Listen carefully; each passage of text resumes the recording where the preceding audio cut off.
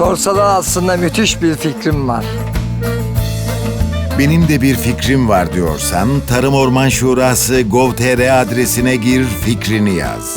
Bir fikrim var hashtag ile sosyal medyada paylaş. Tarım Orman Şurası'nda senin fikrinle geleceğimizi konuşalım.